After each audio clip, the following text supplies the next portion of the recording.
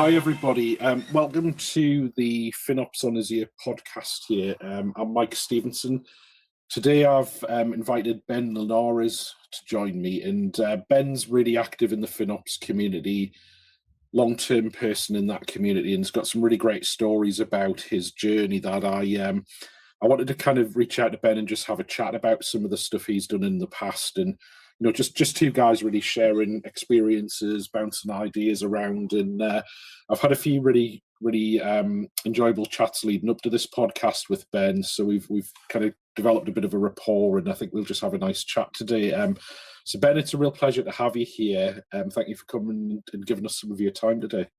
Thank you, Mike. I appreciate the invitation, and absolutely, I've had a great time chatting with you, and hearing about what you do and how you do it, and then the chatting about the FinOps community. It's something I'm passionate about. It's something that I really enjoy, and I'm grateful for. It's something that, as everybody knows, really kind of formalized the last 6 years, 7 years. So Yeah, I'm definitely. just grateful to be able to talk about it. Yeah, thanks, man. So Ben, just for people who, I'm sure loads of people who watch this are going to already know who you are, but for those who may not, just tell us a little bit about your background, where you're from, and what your journey's been so far. Sure. Back in the 90s, I went to school to figure out how, I was trying to figure out what I want to do with my life, and how I got into technology is an interesting story. Now, you have to imagine, I'm a young man, I'm in my 20s. My hair is about 14 different colors. I've now started to get a couple of tattoos and a couple of piercings. And my mom was relatively concerned. She didn't see much direction. She didn't really see a lot of, what are you going to do with your life? And she threw out a recommendation. She worked for a very large data insight company. And she said, I work with guys that look like you, and they do pretty well, and they have a good career, and they're called network engineers. You should look at that. So I was going to school, and I was not really had a direction yet, but I went to my counselor and I said, what's network engineering? And he looked at me and he goes, no idea. I said, well, I understand there may be a program. Can you do some digging for me and help me figure out what it is so I can understand better? And so he came back and said, yeah, I found a program and here's what it looks like. So I went to school, came out with a degree in network engineering. And then I went to my first job, was working for a small healthcare company. And I quickly went from doing things like, I was on the help desk, I think, for about 90 days. And then the director came to me and said, it looks like you've got a strong, background in network engineering from an educational perspective. Would you like to move to the engineering group? And I said, I'd love to. So I went to the group and started, I'm gonna throw out a name that's probably gonna throw some people, but I started working on Novell servers. Now, if nobody knows what Novell is, it was a basically networking technology like Microsoft or, NT. It's long gone and no longer here that I know of, but it got my feet wet. And it used to be very manual, right? Everything you had to do was very calculated. It wasn't something that was nowadays you click, you've got a wizard, everything kind of gets done for you. There's a lot of auto sensing. It was very manual. So I came up through the time of, you had to know what you were doing. You had to understand how these things connected. But I ended up working in healthcare for about 18 years. My first role was about 14 years for one company. I helped them go from about 200 million to $1 billion. And I've always believed technology should be one of the things that helps the business move into a better direction. It should be something that complements what people are doing. It should be an advantage, not a disadvantage. And so I really doubled down and took any project and every project that was out there, because I wanted to grow and learn. And I was really felt more like a sponge.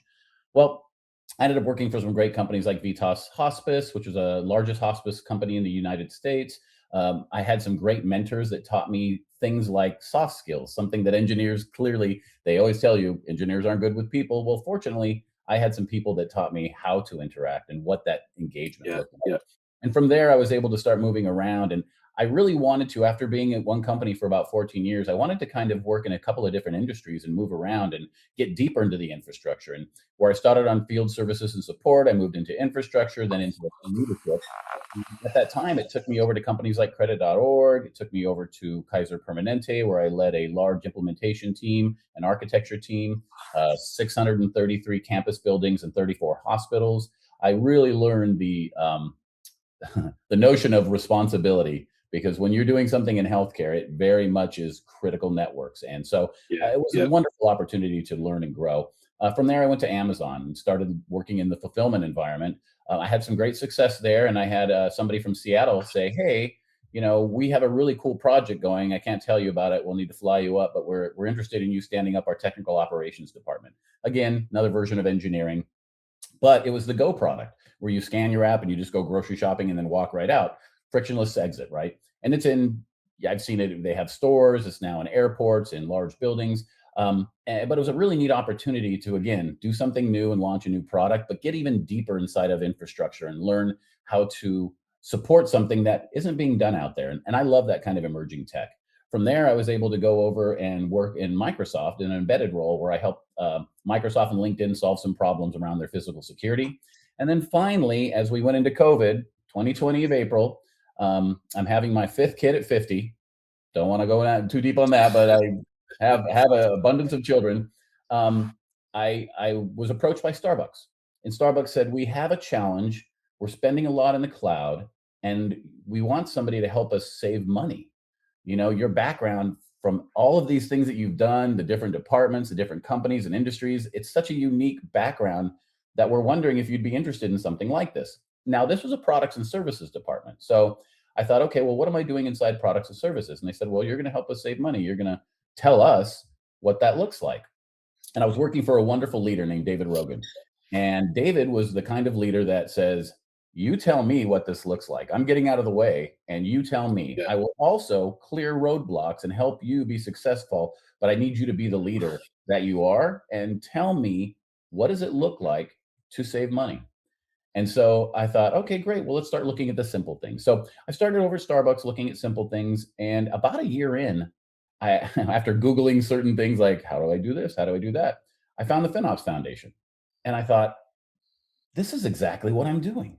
I'm doing these things. So I went to my leader, and we were a products and services department inside of infrastructure and cloud. And I asked him, I said, I think this is what I've built. And I think we should take a look at this. And he looks at me and he goes, no, we're products and services. And I said, okay, hear me out. So I continued to build my case. I invited him to go to the FinOps conference with me in San Diego, California. He came, and we're listening to Tim O'Brien, Tim O'Brien was a head of global tech and FinOps over at Walmart. Anytime a Fortune 1 company has somebody speaking about something they're doing, I'm all ears. In fact, anytime somebody's talking about FinOps or infrastructure, I'm usually all ears because I'm always looking for something to learn. Sure, I like to share, but I like to learn as well. So I'm listening to Tim O'Brien, and David's next to me listening to Tim, and David leans over to me and goes, you're right, we got to change everything. We're a FinOps department now. So we pivoted.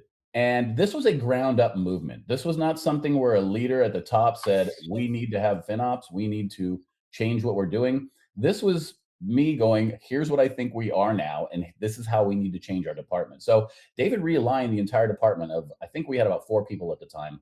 We ended up having 6 by the time I left last year. But David ended up restructuring the department, and we went into a full blown optimization mode, which is what I owned. And we basically productized the whole thing. I own the product of optimization, and I was a leader on FinOps on the direction that we're going to go and the things that we're going to do. At that time, it was a challenge because Starbucks wasn't doing any optimization whatsoever. So those initial wins look really good, right? Because if nobody's doing anything and somebody does one simple thing like getting rid of the first thing that we did was enable Azure Hybrid Benefit. That saved us over $500,000. And now we're kind of going to our leadership going, we're doing this thing called FinOps, and we just saved this kind of money. And they go, that's great. What's FinOps? And we're like, okay, step backwards. We need to educate everybody what FinOps is. And so if you go to my LinkedIn, Benjamin Linares over on LinkedIn, you can go through my feed and find my presentation at the FinOps conference from last year. And we talk a lot about it, but I tell the story. I've also authored a paper that tells this story. But the interesting thing was, I hear this so much where people talk about, we can't get leadership to pay attention. We can't get leadership to support us. And I totally understand, except our leadership was supportive. They just didn't understand it. So it took a little bit of time for us to get some traction. But as we started increasing those savings, and we started showing a month over month, year over year, we were able to not only get support, we were able to get our organization moved out from infrastructure and cloud and over to the office of the CTO. The benefit here is now we're adjacent to the portfolio team, which means that any projects that are going to be coming, we have that capability to start scoping that out. So before, where it would be reactive, help us figure out why we're spending so much, we're now saying, hey, let us have a conversation around what your plans are so that we can get better at forecasting. Now, I work with some brilliant people. Those brilliant people, in aggregate, all together, were able to do some wonderful things. We got to an 8-figure annual savings, or almost $3 million a month. We also were able to take the forecasting, which finance had between a 35 to 45% variance, and we got it down to about a 1 to 1.5 variance. So the successes were continuous, and they were moving forward. This allowed us to really forge stronger relationships with leadership, but there was still room for growth, right? It wasn't like we just built a FinOps and now everything's great. It's a continuous effort. We were a decentralized environment, meaning that we had dozens of teams managing thousands of apps. In order to accommodate what we needed to do, we had to figure out what did that look like. And the biggest challenge was just that. How do we save the most possible money and drive the highest possible value, but do it on a landscape where, we can't scale that way? We were able to pick up a couple more headcount, but it still was a challenge in itself. But that took me to where I'm at now. I was at Starbucks for about 5 years. I won 2 awards for the work that I had done. And for me, I started to look around going, okay, this has been a great challenge and opportunity. But my mission was bigger. It was, how do I help more companies? How do I figure out how to take what I've done and apply it with other leaders and other organizations to help them achieve the savings that they're looking to do, or implement the governance that they're looking to implement, or more than anything, move into a shift left posture, which is a very proactive versus reactive type methodology. And that's when I met the people at Harness. They came to me and said, we have a really unique idea. We want to talk to you about a FinOps advisory role where you would do what you're thinking about, which is help other companies either mature, develop, grow their FinOps practice. But because I had such a unique and long infrastructure background, and engineering in most cases owns FinOps, it was even a better opportunity because most of the customers I'd be talking to were in that space. They were in the engineering space, the infrastructure space. So that's where I came from. My mom making this recommendation with a wild hair, all the way, 28 years later, here I am at Harness, helping different companies around the globe with their FinOps practice. I think there's something you said early on, actually, that really stood out for me, that I think's kind of like a really important underpinning of the story you're telling me there, which I feel like I may have something similar as well, but it was really where you were talking about it's kind of the people side of it, isn't it? So I think you said something where you met certain people who really taught you how to, all the soft skills side of things. And I think what I find interesting about FinOps is that element of it, because I come from an integration background myself. And, you have all these really brilliant engineers, and they integrate different systems. You've got teams of all sorts of different flavors of technology, but the secret of being an integration person was always the soft skills that give you the ability to talk to people in different teams who speak different languages, and not necessarily geographic languages, but the technology that they're used to in the business process language. And that soft skills was always something that was really kind of like embedded in me from day one of being an integration person. And I find that really interesting when I come into the FinOps community, because it's a very similar thing where you've got lots of people from different backgrounds who all bring something really interesting to the table. And then in the FinOps roles, you're often talking with different departments and different teams again. So the soft skills become really important for me. So it's really interesting hearing how that bit early in your career has made such a huge difference later on. And I think, once you've got the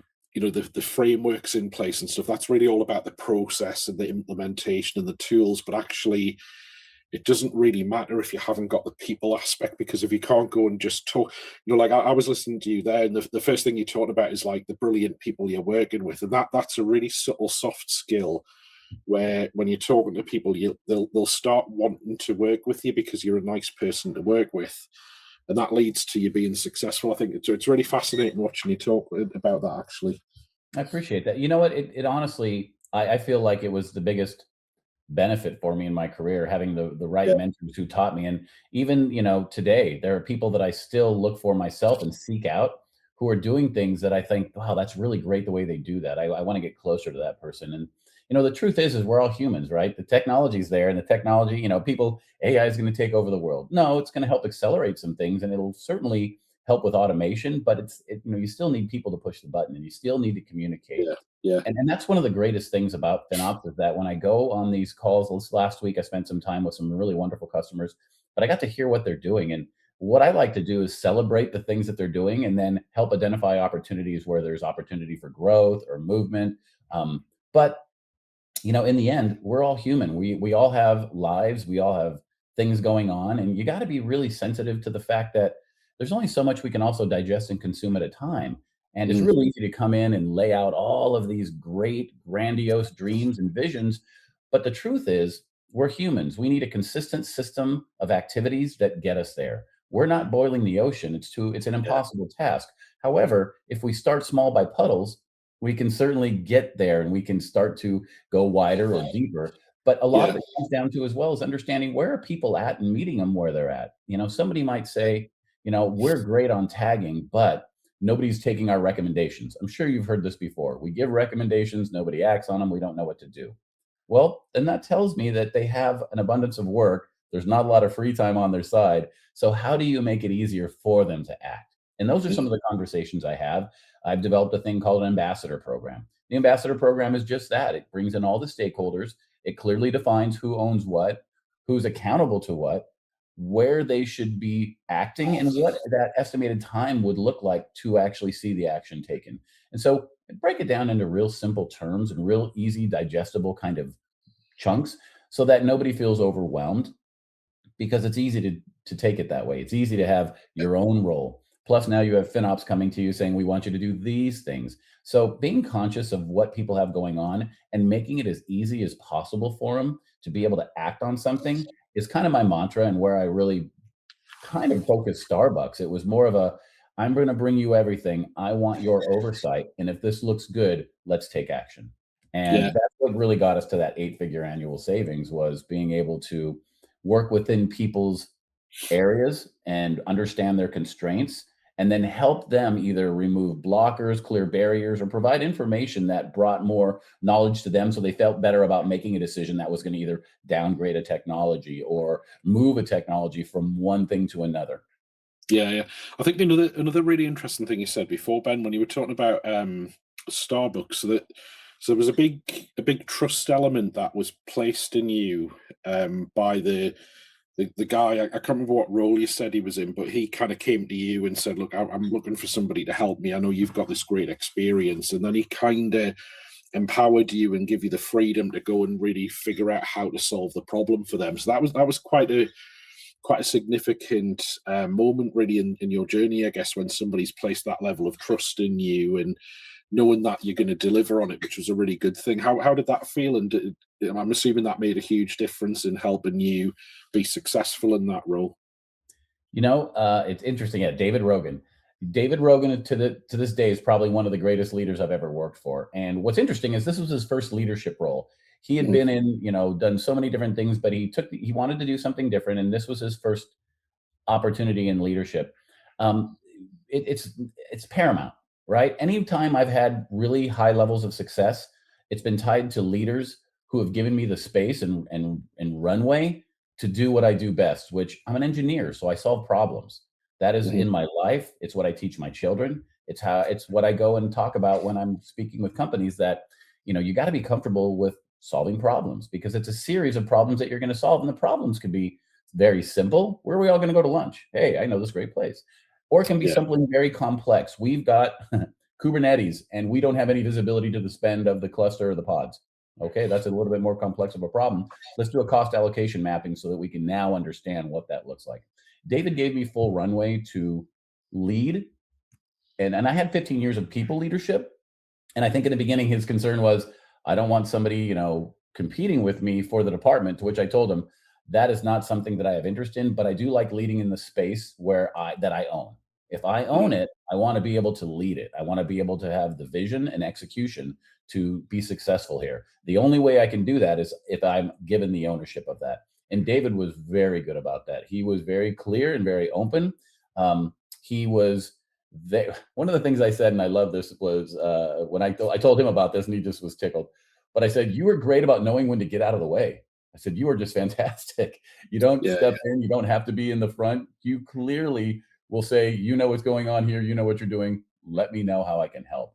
And yeah, again, most of my success, where I've had some great success, have been because leaders really managed in the right way. They tell me, I brought you in to do this thing, and you're an expert at this thing, so you own this.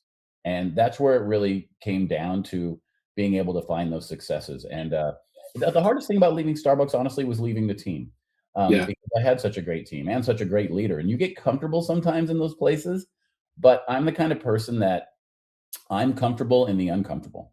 I put myself in the uncomfortable because I want to grow. I want to do different things. I want to solve different or bigger problems. And that's what I love about infrastructure. Oh my gosh, there can be problems anywhere on a network. It's like digital CSI. And mhm, that's one of the things that I love about it is when there's something broke or not working, I love to dig in and figure it out. And I've had times when I've had to get real granular and into the weeds, and then times where I've had to be at 50,000 and be more of a um, thought leader and figure out how do we do something on a different scale or move a department. And all of it I really do enjoy. But I will say, David by far was probably one of the best leaders. And giving somebody the space to do what they're there to do has such a huge impact on the company when you're allowed to do it.